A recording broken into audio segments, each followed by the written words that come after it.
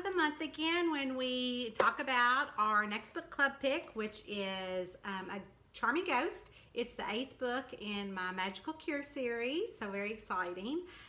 So that's our next book club pick, and we're meeting on November the 28th, so it's a little chilly in here. I've got shorts on and I don't know, November weather. But I'm in my house and I've got my Snuggie on, so the dogs might run in next to the fire or something, so you might see one of them. You never know. Anyways, I'm going to go ahead and read the first chapter so we can get started. It wasn't just cold. It was bone-numbing, toe-curling, potion-freezing cold. And no amount of snuggling with Oscar, and I tried, was going to drive out the chill that had crept into my soul, deep into my soul. I reached over and grazed Madame Torres, my crystal ball, with the pad of my finger. Her globe flashed red lightning bolts until it settled to a display that showed it was 4:30 in the morning. She wasn't about to show her face. My snarky crystal ball was not a morning person. I was sure it took hours for her to get all dolled up in her head turban, and gobs of makeup she wore, and lightning bolts were her subtle way of telling me that she was not happy with the early morning wake-up call. I glanced over at Oscar, my husband of 2 months. Only my white fairy godcat was sitting between us with his eyes focused on me and his butt facing Oscar, which I sure was on purpose. My familiar, Mr. Prince Charming and Madame Torres, were still harboring hard feelings over my marriage to my best friend, Oscar Park. They were a little possessive of me.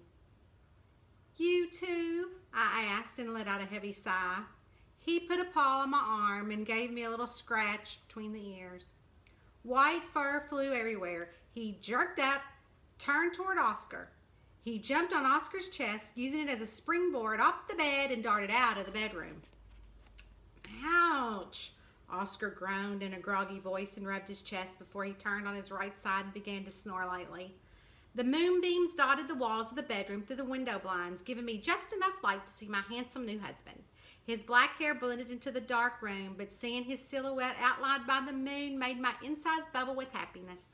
Even after 2 months of marriage, I still wasn't used to the fact that I was finally Mrs. Oscar Park, though I kept my legal name of June Hill for business purposes. I sighed when seeing Oscar's slumber didn't ward off. I shivered. I glanced over to the closed blinds and wondered what kind of weather we were having. There was a snow predicted, and maybe that was the cold that had settled deep into my bones.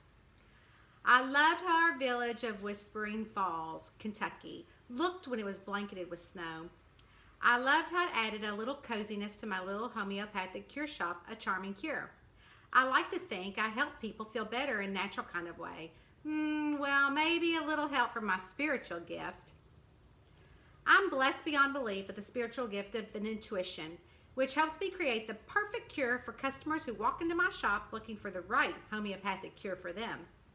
Some people might see me as a witch, a good one, mind you, but I like to refer to myself as a spiritualist.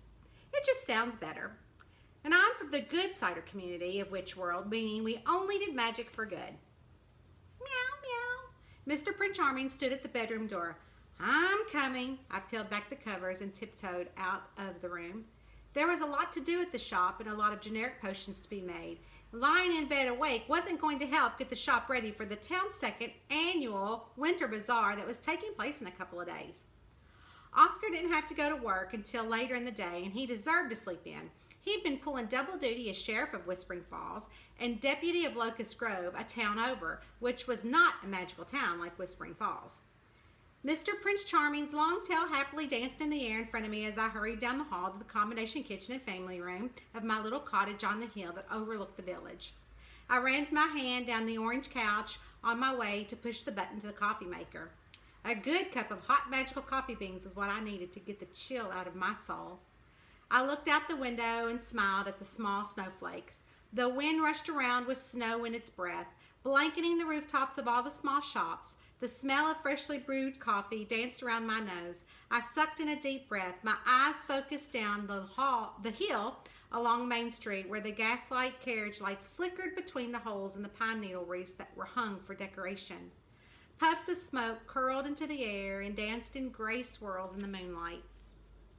I followed the swirls to the ground and watched as a lantern swung back and forth from Eloise Sandalwood's grasp. She swung the chain to the right, keeping in the same time she swung to the left, giving each shop a morning cleanse, just as she did every morning by using her spiritual gift as incense spiritualist. Her long green velvet cloak dragged behind her with each deliberate steps. The edges of her bright red hair peeked out from the hood, shielding her from the brisk wind and blowing snow. Eloise was Oscar's aunt and now mine, though I had loved her long before she became family. She happened to have been my mother Darla's best friend during the small amount of time my mother had lived here. Darla was not a spiritualist, and when my father had gotten killed in the line of duty, Darla and I moved to Locust Grove, where she tried to raise me as a mortal. Oscar also grew up in Locust Grove across the street from us. I was in love with him since day one. Little did we realize we were destined to fall in love, only he was a dark-sider spiritualist, which made it a little tricky for us to get married. But that's a whole nother story. It was all well and good until Darla had died and spiritualists had come looking for me and Oscar.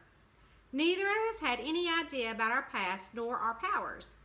I watched Eloise cleanse the village with loving memories of how she was able to help me understand where I had come from and share more about my mother.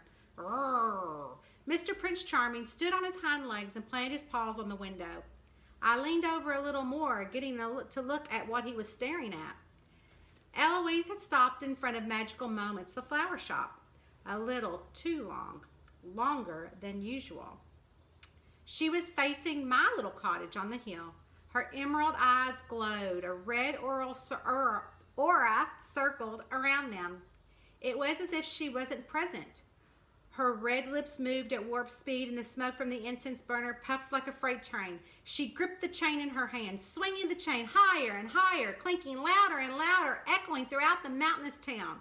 The coffee maker buzzed, making me jump and turn away from the trance Eloise had put me in. I sucked in a deep breath and straightened my shoulders. Mr. Prince Charming jumped off the counter, and I watched him as he circled my ankles, doing his signature figure 8 move.